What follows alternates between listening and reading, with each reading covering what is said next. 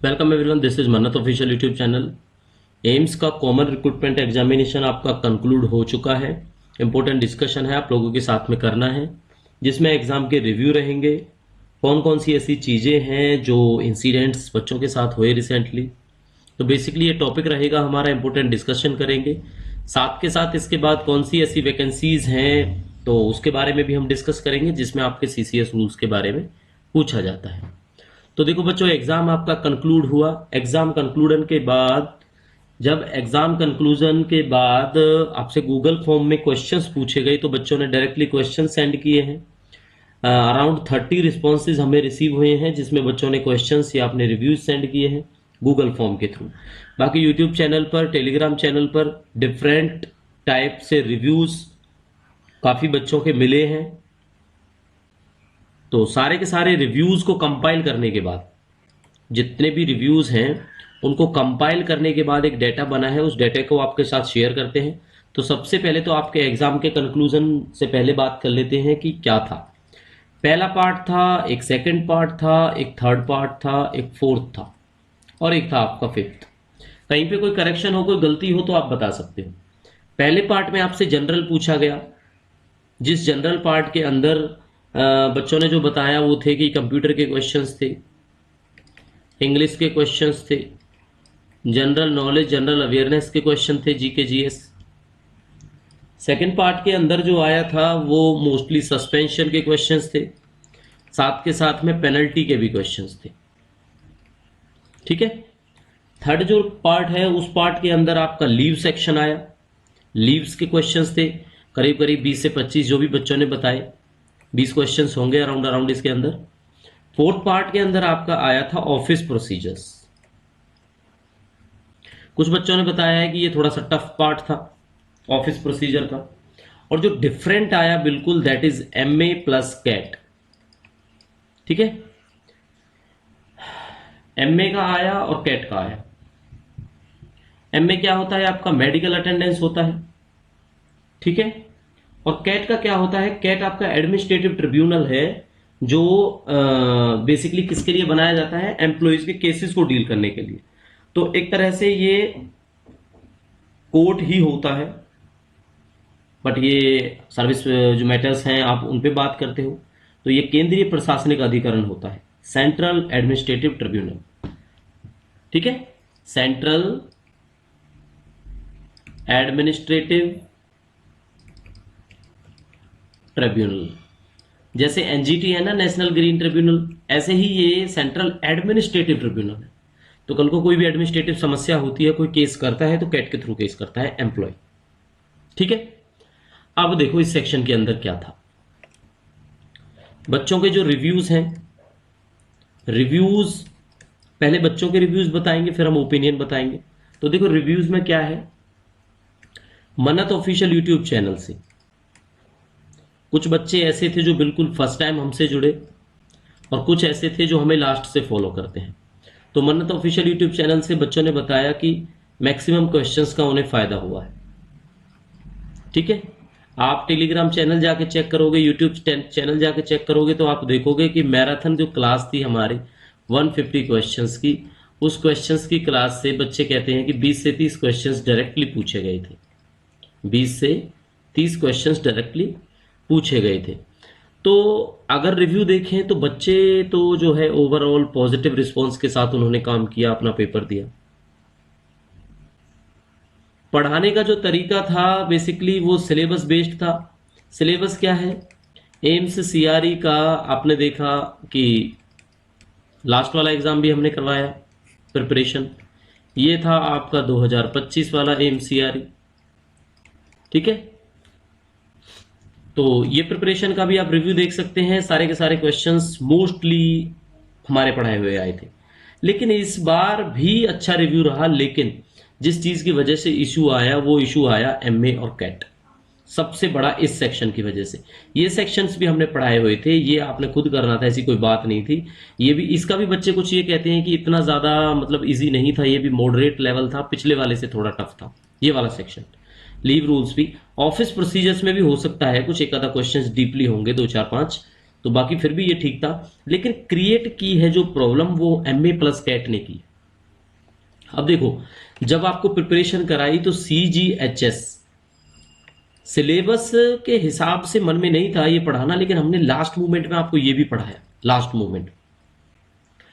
But बिल्कुल भी इतना सा रत्ती भर भी अंदाजा नहीं था कि ये MA सेक्शन से इतने और ज्यादा क्वेश्चन पूछेंगे।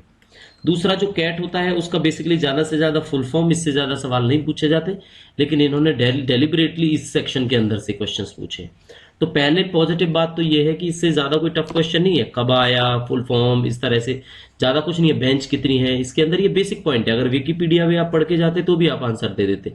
लेकिन आप ये बताओ, जब ये चीजें सिलेबस के अंदर मेंशन नहीं है तो आप क्या पढ़ोगे? आपके पास ना पढ़ने को सिलेबस कितना है, CCS जो रूल्स है ना, CCS रूल्स के अलावा FRSR होते हैं, FRSR के अलावा GFR होता है, GFR के अलावा फिर मिसलेनियस टॉपिक्स बचते हैं। मिसलेनियस में सारा आपका आ जाता है, रिक्रूटमेंट हुआ, प्रमोशन हुआ, आपके ये RTI सेक्शन हुए, ये तो ये चीजें पढ़ने से फुर्सत मिलेगी तभी आप एक्स्ट्रा पढ़ोगे ना। और सबसे बड़ी बात, जब सिलेबस के अंदर आप वो चीज डाल दो, जैसे NIT का सिलेबस होता है, NIT जमशेदपुर का भी बच्चों का पेपर हुआ है, तो वो पहले ही लिख देते हैं न्यू एजुकेशन पॉलिसी 2020 पे हम क्वेश्चंस पूछेंगे, हम अपने NIT के एक्ट पे क्वेश्चंस पूछेंगे।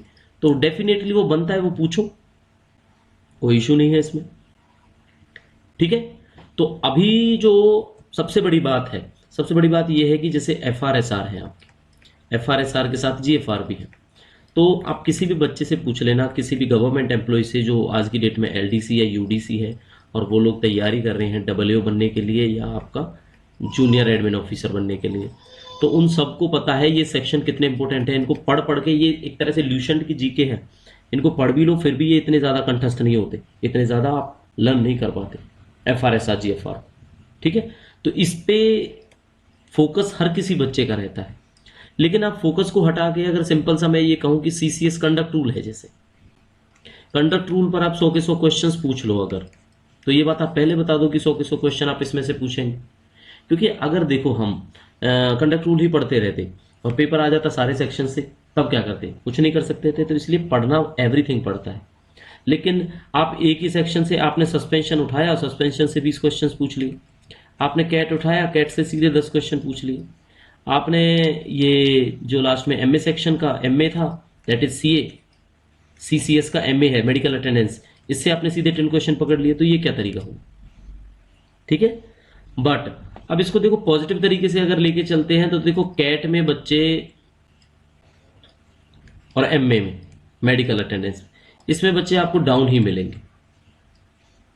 मैं ये भी नहीं कहूंगा कि ज्यादा डाउन मिलेंगे, लेकिन ये ऐसे पोर्शन है जिसमें कोई ज्यादा फोकस नहीं कर पाता। दूसरी बड़ी बात, एक कोरिजेंडम डाल देते हैं एम्स वाले, कोरिजेंडम डाल दिया जाता है आपके 25 तारीख के इवनिंग में। ठीक है, 25 के इवनिंग में एक कोरिजेंडम आता है और कोरिजेंडम देखने के बाद हर किसी का माइंड रिफ्लेक्ट हो जाता है। कुछ तो ऐसे बच्चों के मैसेज भी आए हैं जो अदर स्टेट से थे, एग्जाम सेंटर पे पहुंचे, फिर उनको पता लगा कि पोस्टें विड्रॉ हो गई हैं, है ना। और पोस्टें भी कितनी विड्रॉ की जाती हैं? 12 पोस्टें थी। कितनी पोस्टें? 29 में से जब आप 12 विड्रॉ कर लोगे तो बचेगा ही कितना? बताओ कितना बचेगा जब आप इतनी पोस्टें माइनस कर लोगे तो ये यहीं पे जो है बच्चे काफ़ी डिमोटिवेट हुए। उसके बाद अब पेपर में भी ये चीज़ देखने को मिली है। पेपर का जो पैटर्न है वो एक ठीक बात नहीं थी, मेंशन नहीं था ऐसा। ठीक है, तो देखो वीडियो इस टॉपिक पे हमने नहीं बनानी थी कि कोरिजेंडम आया कि भाई आपकी 12 पोस्टें कम होगी, लेकिन ऐसा नहीं था। कहीं ना कहीं से पता लगता, बच्चों के मैसेज आते आए भी, है ना। तो इस चीज़ को इग्नोर करना भी मुश्किल था। क्यों? क्योंकि अगर ये चीज़ पता लग जाती, डिमोटिवेट हो जाते कुछ बच्चे, हो सकता है पेपर ही देने नहीं जाते। तो इसलिए वीडियो बनाना ज़रूरी था कि 29 में से 12 जा चुकी, अब आपने कैसे करना है, किस तरह से खड़े रहना है, किस तरह से प्रिपरेशन करना है। तो वो मोटिवेशनल जो स्पीच थी वो ज़्यादा ज़रूरी थी उस टाइम पे। ठीक है, अभी देखो बच्चों की विड्रॉ की है पोस्टें, और विड्रॉ में ये है कि हम क्या कर सकते हैं। अब कुछ बच्चे कह रहे हैं कंप्लेंट करो, केस करो, क्या कर सकते हैं? तो देखो, आप CCS रूल्स पढ़ने वाले हो, आप रिक्रूटमेंट सेक्शन के अंदर जाके पढ़ लेना। जब एडवर्टाइजमेंट फ्रेम किया जाता है ना, तो एडवर्टाइजमेंट में अपने बचने के लिए यही क्लॉज डाले जाते हैं। ठीक है, क्या डाले जाते हैं? Posts are tentative may increase और डिक्रीज, मे इंक्रीज और डिक्रीज इन फ्यूचर, ये लाइनें लिख दी जाती हैं। दूसरा ये होता है कोई भी जो डिसीजन होगा रिक्रूटमेंट अथॉरिटी का आपके इंस्टीट्यूट का, वो फाइनल होगा। अगर हम पोस्टें विड्रॉ करते हैं, वट जो भी हम करते हैं, वो हमारा डिसीजन फाइनल रहे।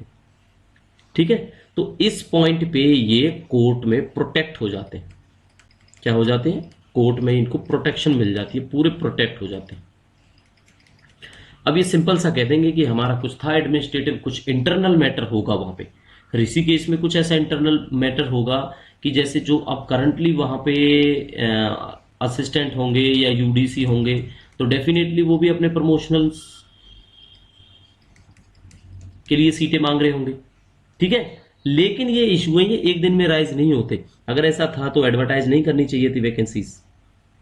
ठीक है, तो फिर अगर एडवर्टाइज नहीं करते, जब बच्चे को पहले ही पता होता कि इन 29 में से केवल 17 पोस्टें ही एडवर्टाइज हो रही हैं, तो अब चाहे कोई अप्लाई करता या नहीं करता, तो वो 17 पोस्टें उसके नज़रों के सामने होती कि पोस्टें टोटल हमारे पास 17 है। 17 में से जनरल कितनी है, एससी कितनी है, एसटी कितनी है, ओबीसी कितनी है, वो हर एक बच्चा देख लेता है ये चीज़। ठीक है, तो ऊपर से जो फाइनेंशियल बर्डन है वो इनका कम नहीं है, 3,000 रुपये पेमेंट होती है। ठीक है, बट स्टिल देखो हम एक ही बात कहेंगे जिसको बोलते हैं अनएम्प्लॉयमेंट। अब अनएम्प्लॉयमेंट की बात ऐसी नहीं है कि इतना ज़्यादा अनएम्प्लॉयमेंट, लोग प्राइवेट नौकरी भी कर सकते हैं। ठीक है, लोग क्या कर सकते हैं? प्राइवेट नौकरी कर सकते हैं, बट हर किसी को चाहिए होती है सोशल सिक्योरिटी। सोशल सिक्योरिटी क्या होती है? सोशल सिक्योरिटी होती है ऐसी जॉब हो जिसमें कोई रेगुलरिटी की बात करता हो। तो वो बात फिर आ जाती है हमारे गवर्नमेंट सेक्टर्स पे। लेकिन गवर्नमेंट सेक्टर्स को इस तरह से बिजनेस बन जाएगा, बच्चों के साथ पोस्टें विड्रॉ करी जाएंगी, तो ये रिक्रूटमेंट का तरीका नहीं होता।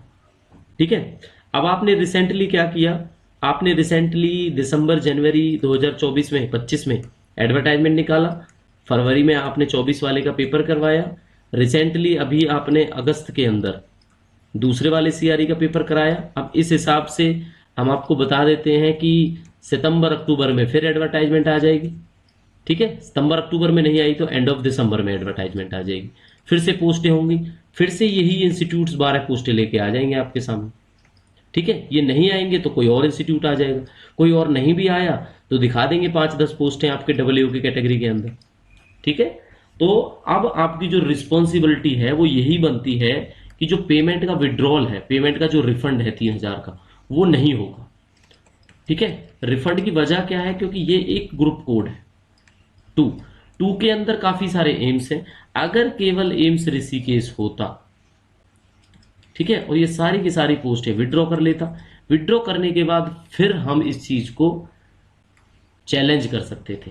क्या चैलेंज कर सकते थे? कि अगर पेपर नहीं कराया तो हमारे पैसे रिफंड करो। लेकिन अभी ये बोल देंगे कि हमने तो 17 पोस्टें तो रखी थी ना, 17 के लिए तो आपने अप्लाई किया था, इसलिए आपको रिफंड किस बात का? तो हम इनको किसी भी बेसिस पे चैलेंज नहीं कर सकते। ठीक है, बट ये देखो अथॉरिटी को सोचना चाहिए कि 3-3 हज़ार की पेमेंट के बावजूद अगर कोई बच्चा फॉर्म को फिल करता है तो वो किसी ना किसी वजह से फिल करता है, उसके बाद भी अगर पोस्टें उसमें से डिक्रीज हो जाती हैं तो ये एक अच्छी बात नहीं है। चाहे आप इंक्रीज मत करो, आप पोस्टें चाहे इंक्रीज मत करो, but it should not be decrease. Decrease तो बिल्कुल नहीं होनी चाहिए, क्योंकि ये एडवर्टाइजमेंट के टाइम पे आप डिसाइड करो। ठीक है, चलो तो बच्चों देखो एग्जाम का रिव्यू आप सब लोगों ने देखा, ज़्यादा अपने चैनल के बारे में बात करने की कोई ज़रूरत है नहीं। रिव्यू आप वीडियोस में देखो, आप टेलीग्राम पे देखो, बच्चों के रिव्यूज़ देखो, अच्छी बात है। बट देखो किसी ना किसी वजह से अब कुछ ऐसे बच्चे हैं जिनकी प्रिपरेशन अच्छी थी, बट वो एमए सेक्शन आपका जो है सीसीएस का एमए सेक्शन था, that is medical attendance and CAT, उसकी वजह से वो अपने आप को पिछड़ा हुआ फील करेंगे, क्योंकि उनके जो 20 मार्क्स हैं वो अब अंधेरे में है एक तरह से। ठीक है, लेकिन फिर भी क्या है, फिर भी आप रिजल्ट तक का वेट कर सकते हैं। हम रिजल्ट में देखते हैं कि फाइनली कट ऑफ कितना जाता है। कट ऑफ ज़्यादा नहीं जाना चाहिए इस हिसाब से, बट सीटें भी ज़्यादा नहीं है। अगर थोड़ा बहुत रहेगा भी कट ऑफ में, इतना फर्क नहीं पड़ा तो कोई बड़ी बात नहीं है, क्योंकि सीटें हैं ही कितनी, 17 सीटें हैं। 17 सीटों के लिए जो भी 5 गुने 10 गुने ये बच्चे बुलाएंगे, तो उसके हिसाब से डिपेंड करेगा, और उसमें कोई ज़्यादा फर्क नहीं पड़ने वाला। ठीक है। तो देखो एस्पिरेंट समझते हैं हम उस बात को, काफ़ी बच्चे ऐसे हैं जो अभी 30+ हो चुके होंगे, जो बेचारे यूआर में आते हैं और वो अप्लाई नहीं कर पाएंगे। नेक्स्ट, इस सीआरई से ही मतलब नहीं है, बहुत सारी रिक्रूटमेंट है ऐसी जो उनकी अब वेस्ट चले जाएंगे। अब उनके पास आईआईटी, एनआईटी, आपका नेटर, ये इंस्टीट्यूट्स हैं कुछ जहाँ पे एज आपको 35-35 साल तक मिल जाती है, 37-37 साल तक मिल जाती है, ये इनके लिए रह जाएंगे। ठीक है। तो देखो अब आपसे यही है कि इस चीज पे अपना टाइम ज्यादा वेस्ट ना करते हुए आप लोग स्टैंड अप करो अपने आप को। ठीक है, स्टैंड अप करो और नेक्स्ट वैकेंसीज, जैसे एक बच्चे ने आज मैसेज करके बताया SGPGIMS, जो ये वैकेंसीज निकली थी, हमने उनको बोला है सिलेबस शेयर करें, हम भी देखते हैं। तो अगर किसी ने इसका फॉर्म फिल किया हुआ है तो ये करो, नहीं तो एक CCRAS है, जनकपुरी के अंदर इंस्टीट्यूट है, जनकपुरी दिल्ली। ठीक है, और इसका पूरा का पूरा एडवर्टाइजमेंट हम रीशेयर कर देंगे, क्योंकि आप देखोगे 31 के आसपास अगस्त, मुझे लगता है शायद डेट भी एक्सटेंड हुई है, हम आपको बता देंगे। 31 अगस्त 2025 उसकी लास्ट डेट है। इसके अंदर कुछ ऐसी पोस्टें हैं जो डेफिनेटली आपके काम आ जाएंगी। ठीक है, MTS की पोस्ट है इसके अंदर स्टेनो की पोस्टें हैं, इसके अंदर असिस्टेंट की भी पोस्ट है, दैट इज लेवल 6। ठीक है, तो आप गो थ्रू करो एक बार, इस एडवर्टाइजमेंट के बारे में सोचो। फीस इनकी ज्यादा नहीं होती। ठीक है, 500 से 1000 के आसपास इनकी फीस है, बस 500 ही फीस है। असिस्टेंट के लिए तो 500 फीस है, तो आप ये अप्लाई कर सकते हो। बाकी इन ड्यू कोर्स जैसे जैसे एडवर्टाइजमेंट आते हैं जहां पे आपके CCS रूल्स हो गए, क्योंकि देखो हमें पता है जो ऑलरेडी वर्किंग बच्चे हैं वो CCS रूल्स बेस्ड वाली वैकेंसीज पे ज्यादा फोकस रखते हैं। ठीक है, ऑलरेडी इन गवर्नमेंट जॉब है वो। जो बच्चे नहीं है उनके लिए ये एक ऑप्शन हो जाता है कि वो भी ट्राई कर सकते हैं कि वैकेंसीज के बारे में क्या रहता है। ठीक है, तो देखो अभी हमारी कोशिश यही रहेगी बच्चों, अब जो लेटेस्ट है कैट के बारे में भी आपको प्रिपेयर कराएंगे। आगे से एक ये सेक्शन है हमारा जो MA that is medical attendance, वो पढ़ाएंगे। CGHS हमने पढ़ाया था, तो अगर CGHS के साथ साथ MA भी पढ़ा दिया होता, क्योंकि दोनों इंटरलिंक्ड हैं, दोनों के दोनों मेडिकल फील्ड के ही रूल्स हैं, अगर दोनों करा दिए होते तो शायद और बेटर होता हमारे उन बच्चों के लिए जो हमें सब्सक्राइब करते हैं, फॉलो करते हैं, मैसेज करते हैं, और डिपेंड ये करता है कि वो हमारे साथ रह के प्रिपेयर करते हैं। ठीक है, तो डोंट वरी, CCRAS का एडवर्टाइजमेंट दोबारा देखो, 31 लास्ट डेट है, कुछ डेट भी एक्सटेंड हुई है तो वो हम आपको इंटीमेट कर देंगे। और SGPGI वाले बच्चे डेफिनेटली इस क्लास के बाद कमेंट करके बताएंगे कि कितने बच्चे इंटरेस्टेड हैं कि जिन्होंने SGPGI के लिए अप्लाई किया है और वहां पर ये CCS रूल्स बेस्ड आपसे पूछा जाएगा। उसकी प्रिपरेशन बिल्कुल free of cost YouTube channel पर हम लोग करवाएंगे। ठीक है, क्लासें तभी रेगुलर करेंगे जिस हिसाब से कैंडिडेट्स के रिस्पॉन्सेज आएंगे। बाकी पुरानी वीडियोस हैं वो गो थ्रू करते रहो, ड्यू टाइम में जैसे ही वैकेंसी आएंगी आपको इंटीमेट करेंगे। और खासकर नेटर चंडीगढ़ के अंदर शायद वैकेंसी आए जिसके अंदर आपके CCS रूल है या कुछ और वैकेंसीज होंगी, वो हम आपको टाइम रहते बता देंगे। ठीक है बच्चों, तो मिलते हैं नई सेशन में। अपने आप को मोटिवेटेड रखो, पुरानी क्लासेस रिवाइज करते रहो, everything you should have to do. सारे के सारे जितने भी क्वेश्चंस हैं, जितने टॉपिक्स हैं, एक बार रिवाइज करो। ठीक है, बाकी बात रही प्रिपरेशन मेथडोलॉजी की कि किस तरह से है, वो एक छोटा सा टॉपिक बना के उसको किसी दिन वीडियो में आपके साथ शेयर करेंगे कि क्या ऐसा मेथड हो सकता है जिसकी वजह से आप प्रिपरेशन को बूस्ट अप कर सकते हो जो आपने आज तक नहीं किया। ठीक है बच्चों, तो मिलेंगे नए सेशन में, तब तक के लिए thank you and see you soon.